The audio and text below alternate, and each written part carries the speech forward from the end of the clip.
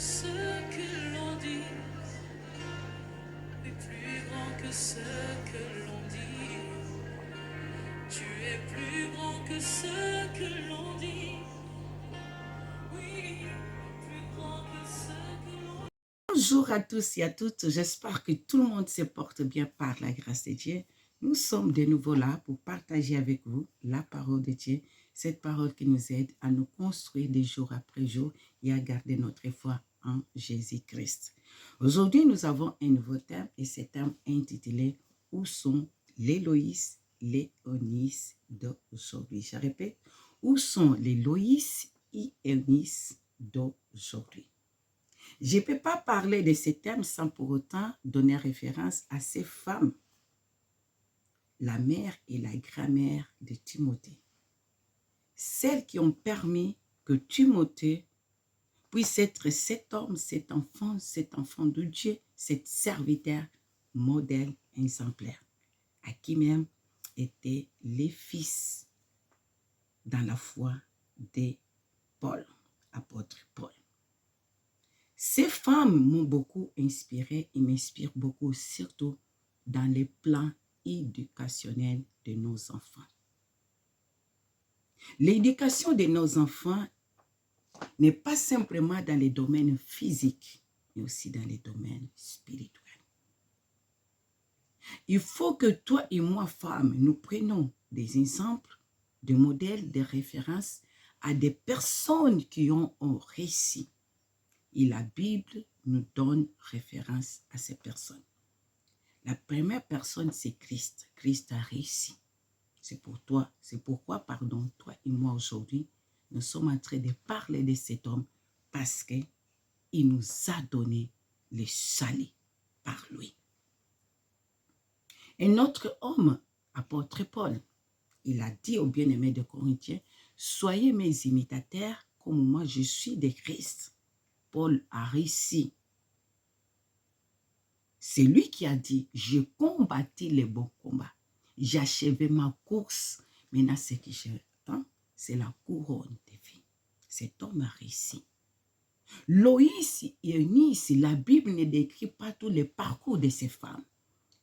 Mais je crois, selon les recherches que j'ai faites sur ces femmes, les commentaristes de la Bible, ils ont dit que c'était des femmes juives, oui, qui se sont converties au christianisme. Timothée, c'était un homme, un enfant, si je peux dire comme ça, qui était partagé surtout dans les plans religieux. Les pères de Timothée étaient grecs. Mais la mère et la grand-mère étaient des juifs. Vous voyez déjà les déséquilibres qui pourraient affecter la vie de Timothée sur le plan éducationnel, que ce soit physique comme spirituel. Mais ces deux femmes ont fait en sorte que Timothée, que soit dans le plan physique comme spirituel, soit bien encadré.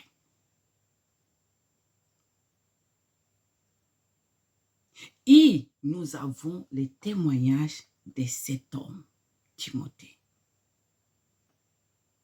Les lectrices de la Bible, je pense que vous connaissez. Timothée, fils de Paul dans la foi, responsable, intègre, modèle, exemple, que Paul témoigne même. Je sais d'où vient cette foi. Il faisait référence à sa mère et à sa grand-mère. Femmes, nous avons une grande responsabilité. Oui, c'est vrai, plusieurs femmes vont dire, ils parlent, vous parlez toujours, on prêche que des femmes, on me dit que les femmes, la femme doit dire ceci, la femme doit faire ça, la femme doit faire ceci, la femme doit faire cela. C'est vrai. J'ai une aide. La Bible me dit que Dieu a dit, il n'est pas bon que l'homme soit seul, je donnerai une aide semblable, un vis-à-vis de lui. C'est normal qu'on parle beaucoup de toi et moi, mais croyez-moi, je parlerai aussi sur les hommes. Ça viendra. On ne peut pas toucher à l'extérieur sans pour autant commencer à l'intérieur.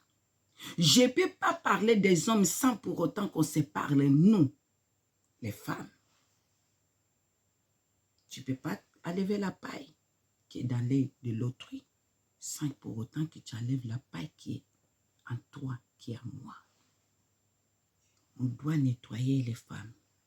On doit corriger, nous, les femmes. On doit apprendre à lever certaines choses qui posent des obstacles, des empêchements. On doit accepter cela. C'est pour cela que je parle aujourd'hui aux femmes. La semaine prochaine, si Dieu le veut, je parlerai point à point concernant Eunice et Loïs. Mais aujourd'hui, je suis en train de partager au minimum pour que nous puissions comprendre quel est notre rôle, quelle est notre fonction dans notre vie, dans notre maison, dans nos enfants, etc., etc. Dieu l'aide, c'est celui qui aide qui est plus fort. Et j'aime bien comme Dieu aime la femme. Il y a une autre image qui est tellement spirituelle si tu ne les comprends pas. Si moi je ne comprends pas, femme, c'est pour cela que nous passons à côté. Le Saint-Esprit, c'est celui qui nous aide dans nos faiblesses. Et la Bible dit que la femme est les airs de son mari. Quelle grâce, quel privilège. C'est tellement extraordinaire que nous sommes l'aide, nous sommes les airs, c'est-à-dire nous avons un rôle pertinent dans nos foyers. C'est l'éducation de nos enfants, sur l'équilibre de nos maisons, sur l'équilibre de notre foi, sur l'équilibre de tous les aspects de la vie. Sans la femme, il n'y a pas de vie. C'est la femme qui donne vie. C'est la femme qui porte l'enfant. Même Jésus, pour venir au monde, a passé pour une femme. Pourtant, il était Dieu. Nous avons une grande responsabilité, femme. Tu es extraordinaire. Tu es exceptionnel. Et tu dois et je dois comprendre qu'est-ce que je dois faire. Pourquoi je parle de ce thème? Parce que le Seigneur me touche beaucoup concernant la famille. Moi, la famille, c'est quelque chose, je vous dis, s'il y a un côté où vraiment je suis toujours touchée, c'est le plan familial. La famille, c'est quelque chose de très important pour moi. Un jour, peut-être, je donnerai mon témoignage pourquoi la famille, et je crois pourquoi Dieu m'a mis ces soucis de la famille. Un jour, je partagerai avec vous mon témoignage. Beaucoup de femmes pleurent. Beaucoup de grand-mères pleurent. Beaucoup des enfants sont détruits. Beaucoup de familles sont détruites à cause de la négligence, l'ignorance que nous, les femmes, on n'a pas si tenir compte. Proverbe dit, enseigne, oriente, éduque l'enfant la voie qu'il doit suivre. Quand il sera grand, il ne s'écartera pas. Oui, il y a une importance quand l'enfant a l'information et quand l'enfant n'a pas l'information. Il y a une différence. Et beaucoup peuvent me dire qu'il y a beaucoup des enfants qui ont grandi à l'église, qui ont grandi dans la parole. Aujourd'hui, ils sont en train de faire gauche et droite, gauche et droite, gauche et droite. Ils sont en train de mener une vie qui n'est pas modèle exemplaire. Oui, vous avez raison. On connaît ça.